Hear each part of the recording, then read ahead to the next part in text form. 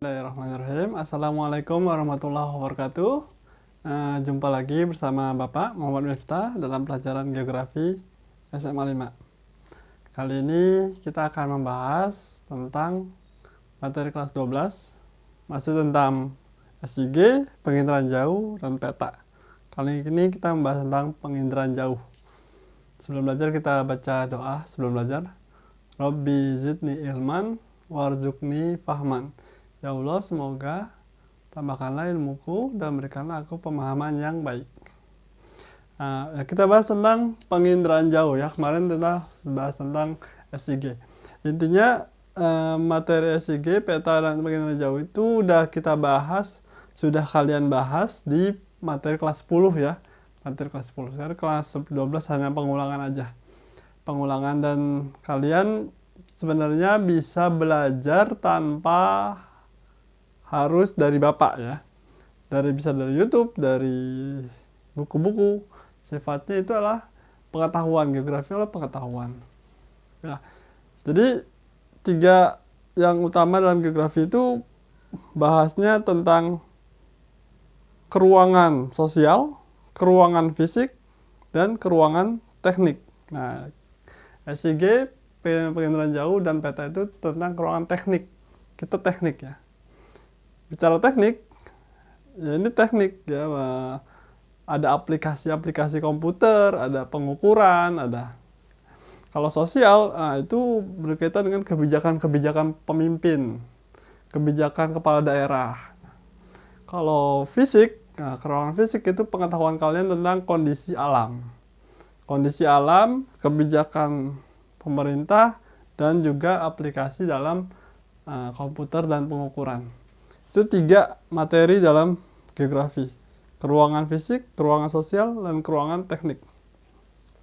Dalam penginderaan jauh, kita membahas tentang keruangan teknik dalam memotret. Nah, penginderaan jauh artinya adalah mengenali objek. Indra, kalian punya indra. Kita mempunyai 5 indra ya.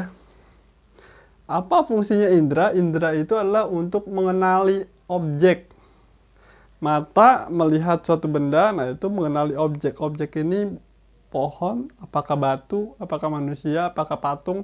Manusia, patung, apa bedanya? Bisa kalian dilihat. Mata bisa mengenali. Apakah ini pohon pisang atau pohon kelapa? Apakah pohon palem? Apakah pohon kelapa sawit? Mata bisa melihat, mengenali objek ya. Kalian tidak bisa mengenali objek kalau belum mengenal objeknya itu sendiri ya. Nah, kalian harus mengenal objek. Dan jauh artinya lewat foto. Ada mengindra lewat dekat, artinya kita meraba itu harus mengenali dulu. Oh, ini halus. Nah, itu dari dekat meraba. Tapi kita ngelihatnya ini halus, itu kasar, itu dari jauh. Nah, gitu ya. Oh, ini bentuknya seperti segitiga atau lingkaran atau oval. Nah, itu dari jauh, dari foto. Maksudnya penginderaan jauh adalah dari foto. Nah, itu konsep dari penginderaan jauh ya, mengenali objek dari foto. Nah, kalian bisa memperdalam lagi konsep-konsepnya ada ya. Kalau dari penginderaan jauh ini, artinya mengenali sebuah objek lahan, wilayah ya, mengenali wilayah. Foto yang ditangkap, fotonya dari mana? Fotonya bisa dari pesawat, bisa dari drone.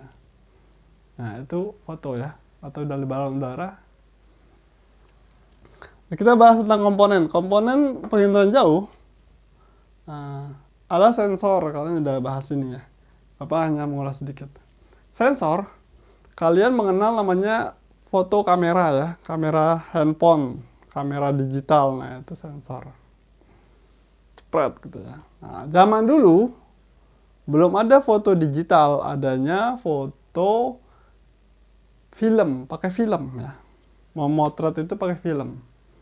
Nah, itu ada sifatnya, sensornya itu fotografik dan sifatnya digital.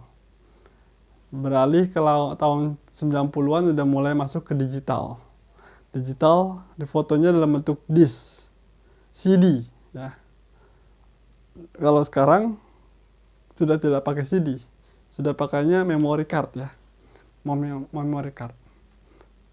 Zaman dulu semua orang pakainya foto film. Sekarang pakai foto kamera digital. Termasuk juga penginderaan jauh. Kalian mungkin ada yang pernah mengalami foto film ya. Kalau Bapak mengalami foto film. Nah, ini sensor kamera ya. Sensornya itu sensor elektronik, digital atau fotografik. Nanti sensornya itu pakai sensor yang pasif atau sensor yang aktif. Nanti sensornya itu yang sifatnya multispektral atau unispektral. Itu pembahasannya banyak ya. Materi penginderaan itu jauh adalah materi yang sangat luas ya. Materi yang luas. Geografi itu materinya luas. Penginderaan jauh bagian kecilnya sendiri adalah sangat luas. Untuk membahas penginderaan jauh butuh 2 semester ya. 2 tahun. 2 semester ya. 1 tahun ya. 2 semester itu 1 tahun. Untuk di perkuliahan di UNJ atau di UI mungkin beda lagi. Atau di UGM itu masuknya 4 tahun. Itu masuk jurusan tersendiri, program studi sendiri. Jadi orang-orang yang mempelajari penginderaan jauh itu dia paham basic-basic SIG. Orang yang paham penginderaan jauh mesti dia paham SIG. Orang yang paham SIG belum tentu paham penginderaan jauh. Gitu. Nah, ini komponennya. Ada sensor. Jadi mengenali objeknya itu seperti kalian ke foto biasa pakai kamera biasa. Nah, hasilnya kan bisa kelihatan tuh, mana yang hijau, mana yang putih. Kelihatan di mata hijau ya di kamera hijau. Lain dengan di penginderaan jauh. Kita lihat daun itu hijau, namun di kamera hasil penginderaan jauh itu bisa jadi ungu, bisa jadi pink, bisa jadi merah, bisa jadi hitam, macam-macam. Laut yang kita lihat biru, itu bisa kelihatan hitam, bisa kelihatan kuning, macam-macam. Tergantung dari apa yang mau diambil dari foto tersebut. Kok bisa begitu? Ya bisa, nanti ada istilahnya saluran warna. Saluran warna itu band ya. Band-band warna nanti akan mengkombinasikan kombinasi warna RGB, red, green, blue. Nanti menghasilkan kombinasi warna apa? Tergantung nanti yang dibutuhkan ya. Yang dibutuhkan apa? Nanti mau melihat lahan ini lahan kritis atau lahan yang subur, disetel tuh, disetting dulu penginderaan jauhnya. Nanti keluar fotonya, hasilnya tidak seperti yang kita tampak. Ada sinar tampak, ada sinar tidak tampak ya, gitu. Lahan yang kalian lihat biasa aja seperti itu hijau atau kuning, di saluran band tertentu bisa warna pink, bisa warna ungu, macam-macam. Kita tidak bahas yang ke sana karena itu materinya sangat dalam. Saluran band berapa untuk fungsinya untuk apa, saluran band berapa fungsinya untuk apa. Kalau untuk pertemuan tatap muka mungkin Bapak bisa jelaskan lebih dalam karena ini online singkat-singkat aja ya. Intinya gitu. Kamera ada yang digital, ada yang fotografik, pakai film. Yang kalian paham mungkin ada foto biasa, ada foto sepia gitu ya. Nah, itu seperti itu. Wahana itu alat terbangnya. Alat terbangnya pesawat, drone, ya, itu, balon udara. Nah, itu wahananya, alat terbangnya ya. Jadi mau pesawat tempur melewati suatu wilayah, dia akan memotret. Ceprat ya, gitu. Fotonya digital. Langsung dikirim ke internet. Langsung diterima di stasiun penerimaan. Langsung. Kalau zaman dulu tidak pakai internet, disimpan dulu di CD. Nanti di CD baru dilihat di komputer. Gitu. Kalau zaman dulu lagi di foto di film, film dicetak, pencetakannya pun nanti butuh kimiawi segala macam ya. Kita nggak bakal ke sana, tapi hanya pengetahuan kalian aja. Kalau kalian pernah memakai kamera film seperti itu, begitupun penginderaan jauh. Nah, nanti setelah itu dicetak filmnya jadi film yang siap cetak terus dicetak menjadi kertas, baru kertasnya baru di foto udara. Nah, objek itu adalah apa aja yang ada di bumi. Ya. Manusia ada di bumi, rumah, pohon, semua yang ada di bumi ya. Masalahnya, apakah semua yang ada di bumi ini bisa diindra lewat foto? Nah, tidak bisa ya, tidak semua. Apa aja yang tidak semua. Seperti garis lintang, garis bujur, itu kan tidak ada di foto. Kalau kalian foto, tidak ada garis lintang, garis bujurnya. Itu kan garis khayal yang kesepakatan manusia, oh ini garis 0 derajat itu ya. Hasil perhitungan manusia. Tapi di foto tidak ada. Jalan, kalian bisa kelihatan jalan, tapi nama jalan itu tidak ada di foto, tidak ada nama jalan. Nah, seperti apa lagi? Rumah kelihatan di foto, tapi kan isi rumah ada berapa orang kita nggak ketahuan. Nah, lahan, pemukiman, berapa isi kepadatannya kan kita nggak tahu. Nah, itu ada objek-objek yang tidak bisa difoto ya, diindra lewat jauh. Nah, itu mesti ada survei lapangan. Apa fungsinya? Penginderaan jauh ya untuk memotret yang tidak bisa dijangkau dan tidak bisa jangkau. Hal-hal yang bisanya dijangkau lewat foto. Tapi ada hal-hal yang tidak bisa dijangkau lewat foto seperti tadi ya. Perlu adanya penyesuaian dengan data yang ada. Misalkan kalian foto objek dari pesawat terbang. Kalian naik pesawat, foto. Itu menjadi foto udara udah. Kalian telah melakukan sensor foto udara. Kalian melakukan sensor udara. Atau kalian pergi jalan-jalan naik helikopter, terus kalian foto dari atas, cepet. Nah, itu kalian melakukan foto udara. Tapi hasil foto kalian itu ada di lintang berapa, koordinat berapa, bujur berapa, itu mesti dilakukan ortorektifikasi namanya. Disesuaikan lintang bujurnya. Foto kalian itu tegak lurus atau agak miring atau condong, itu harus disesuaikan lagi. Nah, itu namanya data-data yang tidak ada di foto. Tapi hasil foto kalian ada di situ, misalkan ada sungai, ada rumah, ada bangunan, ada lahan, ada pohon, itu bisa kelihatan. Itu objek ya. Nah, objek ini nanti dilihat apakah benda itu sungai, apakah gunung, apakah pohon, apakah lahan, apakah rumah. Itu mesti ada kunci interpretasi. Kalau foto yang sifatnya sinar tampak, kalian bisa langsung mengenali objek ya. Bisa langsung mengenali objek. Tapi kalau foto-foto yang pakai saluran band, nah itu agak sulit untuk mengenali langsung, kecuali kalau kalian sudah mahir dalam interpretasi citra. Itu butuh belajar 4 tahun. Setelah belajar 4 tahun, kalian butuh pengalaman, jam terbang. Nah, orang Indonesia kekurangan interpreter citra. Kalian bisa belajar bekerja di bidang itu. Gajinya sangat besar. Ya. Yang kita bahas nanti adalah objek, tugas kalian adalah tentang objek penginderaan jauh melalui sinar tampak. Ya.